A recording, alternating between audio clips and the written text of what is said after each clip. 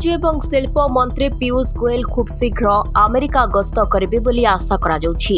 Bharat America वाणिज्य आलोचना सठिक दिगरे अग्रसर हेउथबारु तांकर ही गस्त बेस गुरुत्वपूर्ण। प्रस्तावित द्विपाक्षिक वाणिज्य चुक्ति रे अमेरिकार मुख्य आलोचनाकारी ब्रेंडन लिंच एवं वाणिज्य मंत्रालयर स्वतंत्र सचिव राजेश अग्रवाल मध्य एक दिनिकी आलोचना पर ही गस्त होइछि। सूत्र अनुसार वाणिज्य मंत्री वाणिज्य आलोचना पर आगामी किछि दिन मध्य अमेरिका गस्त करबार संभावना अछि। वाणिज्य मंत्रालय कहिछि जे सेप्टेम्बर 16 रे दिल्ली गस्त करथिबा अमेरिकीय दल सहित द्विपाक्षिक वाणिज्य चुक्ति संपर्क में दिनिकी आलोचना सकारात्मक रहिथिला एवं उभय पक्ष चुक्तिर शीघ्र एवं पारस्परिक लाभदायक निष्कर्ष पाई प्रयास करबाकू सहमत होइथिले। अमेरिकी अधिकारी सहित 7 घंटार बैठक पर मंत्रालय एक विवृत्ति कहिछि जेते शीघ्र संभव एक पारस्परिक लाभदायक वाणिज्य चुक्ति शेष करबा पई प्रयास को तीव्र करबाकू निष्पत्ति निया जाइछि।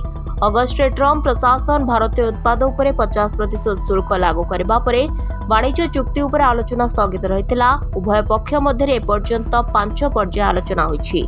पूर्वरु केंद्र वाणिज्य एवं शिल्प मंत्री पीयूष गोयल सेप्टेम्बर 11 रे प्रकाश करथिले जे भारत अमेरिका वाणिज्य चुक्तिर प्रथम पर्याय नवेम्बर सुधा चूड़ांत होई परिबो।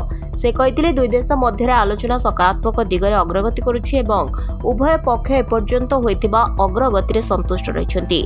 केंद्र मंत्री पीयूष गोयल कहिथिले फेब्रुआरी रे प्रधानमंत्री नरेंद्र मोदी एवं अमेरिका राष्ट्रपति डोनाल्ड ट्रम्प सेमानक मंत्री मानकु ही चुक्ति उपरे काम करिबाकू एवं चलित वर्ष नवेम्बर सुधा प्रथम पर्याय को चूड़ांत करबाकू निर्देश देथिले। एही वाणिज्य चुक्तिर प्रथम पर्याय नवेम्बर 2025 सुधा शेष हेबा उचित एवं मार्च मासर एही प्रसंगटी बहुत भल परिवेश रे गंभीर आलोचना चलिछि एवं प्रगति हेउछि।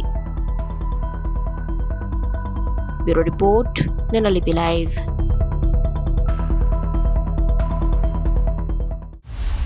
दिनलिपि लाइव को एबे ही लाइक शेयर सब्सक्राइब करंतु।